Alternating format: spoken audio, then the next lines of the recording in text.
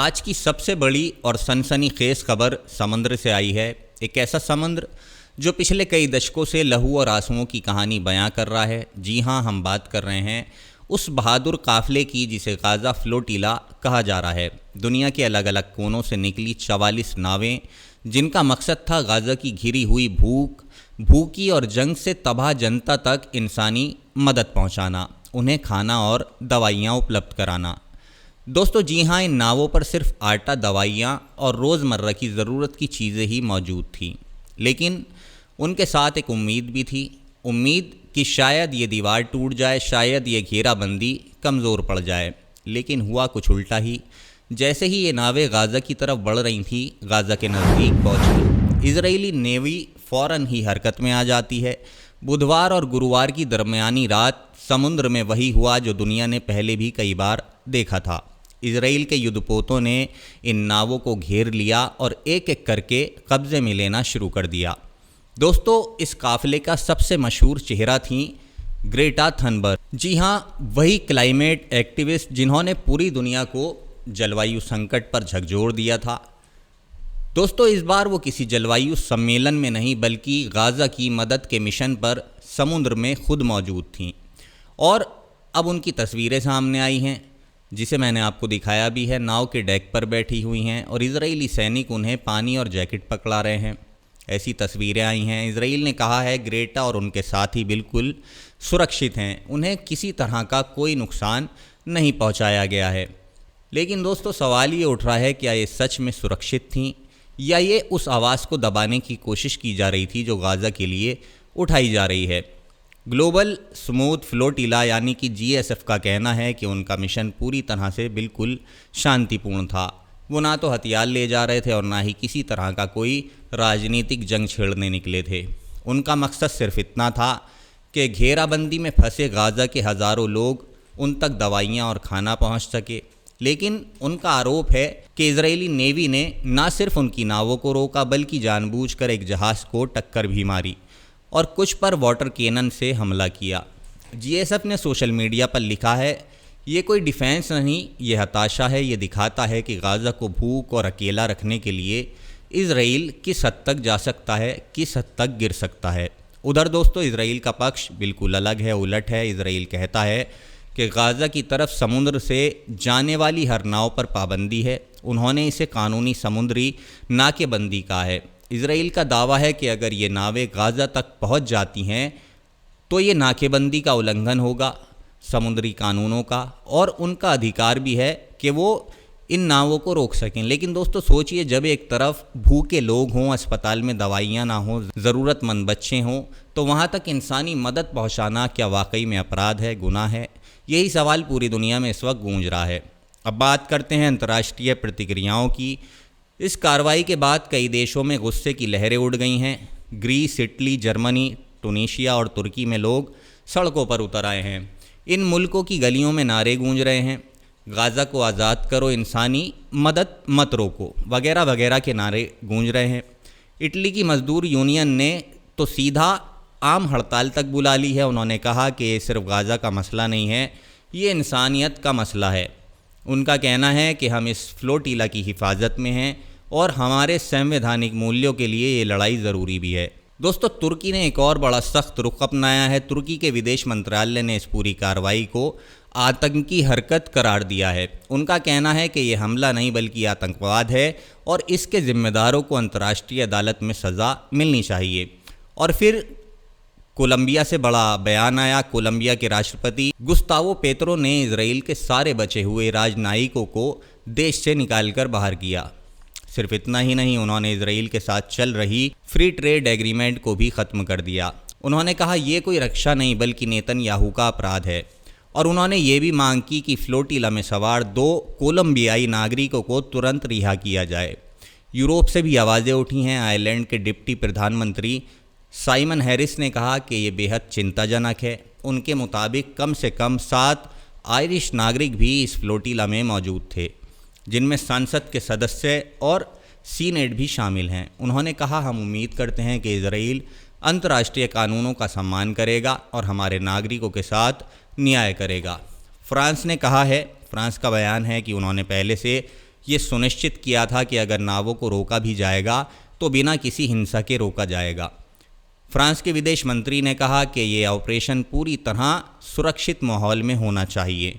उधर दोस्तों इटली के विदेश मंत्री ने भी यही दोहराया और बताया कि उन्होंने इजरायली विदेश मंत्री से बात कर ली थी। बात क्या की थी?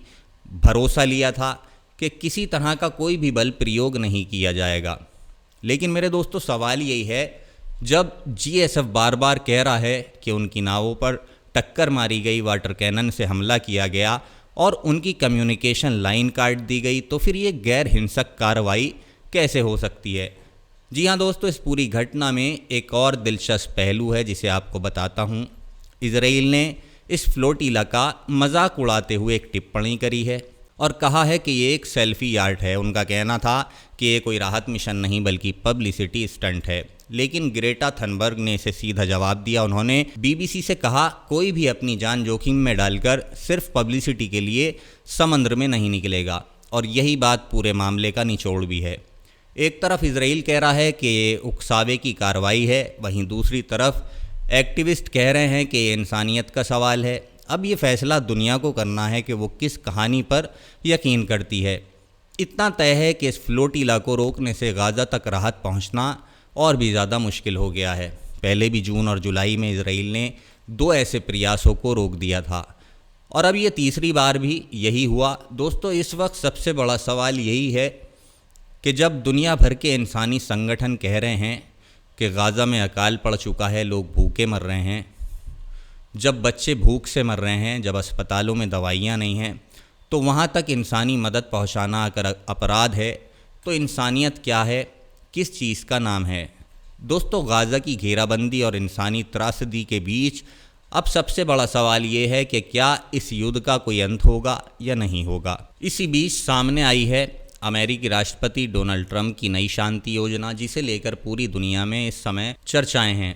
ट्रंप ने व्हाइट हाउस में खड़े होकर ऐलान किया कि उनके पास एक फ्रेमवर्क एग्रीमेंट है जो गाज़ा की तबाही को रोक सकता है, गाज़ा को फिर से बना सकता है और सबसे अहम बात यह है कि इस लंबे युद्ध को ख़त्म कर सकता है।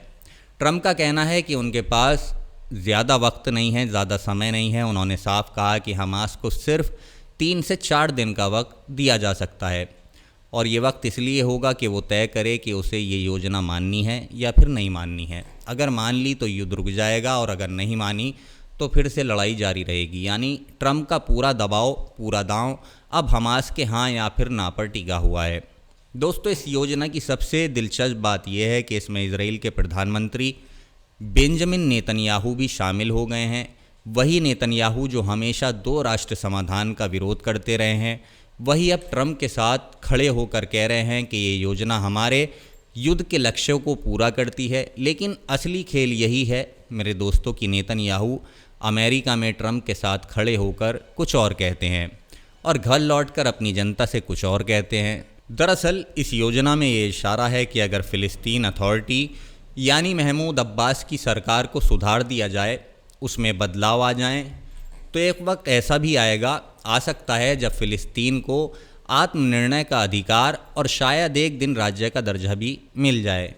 लेकिन दोस्तों नेतन्याहू ने वॉशिंगटन से निकलते ही अपने लोगों से साफ कह दिया था कि उन्हें किसी भी हालात में, किसी भी कीमत पे फ़िलिस्तीन राज्य पर हामी नहीं भरी है और अगर कभी ऐसा हुआ तो इजराइल उसे जबरन रोक देगा। यानी ट्रंप की योजना में जितनी संभावना है उतनी ही अस्पष्टता भी है। यही वजह है कि इसे एक तरफ मोमेंटम यानी गति मिली है और दूसरी तरफ इसकी सबसे बड़ी कमज़ोरी यही है कि इसमें ठोस डिटेल नहीं है। कागज़ पर नक्शे बने हैं, आईडीएफ यानी इजराइल डिफेंस फोर्स के धीरे धीरे पीछे हटने के चरण लिखे गए हैं, लेकिन असल में ये नहीं बताया गया कि कौन सी एजेंसी निगरानी करेगी, कौन अमल करवाएगा और अगर किसी पक्ष ने वादा तोड़ा तो सज़ा उसे कौन देगा। अब ज़रा देखें कि इस पर अरब और इस्लामिक देशों का क्या रुख है, क्या कहते हैं जॉर्डन, मिस्र, कतर, सऊदी अरब, यूएई, पाकिस्तान, इंडोनेशिया और तुर्की। इन सब ने मिलकर बयान दिया है कि वो इस योजना को समर्थन देते हैं।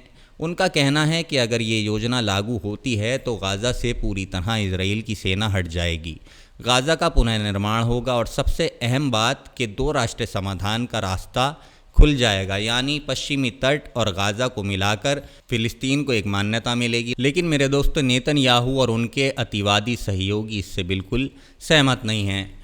नेतन्याहू ने तो खुलकर कह भी दिया है कि वो किसी भी हालत में फ़िलिस्तीन राज्य को स्वीकार नहीं करेंगे। वहीं उनके अति दक्षिणपंथी सहयोगी जैसे इतमार बेन गविर ने इस योजना को ख़तरनाक और खोखला बताया है।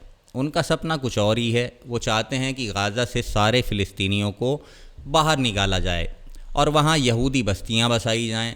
दोस्तों, साल की शुरुआत में उन्होंने ट्रम्प रिविएरा नाम की एक योजना भी पेश की थी, जिसमें गाज़ा को साफ़ करके वहाँ कांच की ऊंची ऊंची इमारतें और रिजॉर्ट दिखाए गए थे। मानो 2 मिलियन फ़िलिस्तीनियों को गायब कर दिया जाएगा। दोस्तों, अब फ़र्क ये है कि ट्रम्प की मौजूदा योजना कहती है कि कोई फ़िलिस्तीनियन गाज़ा से निकाला नहीं जाएगा। देखते हैं आगे क्या होता है। फ़िलहाल के लिए बस इतना ही, मुझे इजाज़त दीजिए। जल्द मुलाकात होगी एक नई अपडेट के साथ। तब तक आप अपना ख्याल रखें। धन्यवाद। जय हिंद।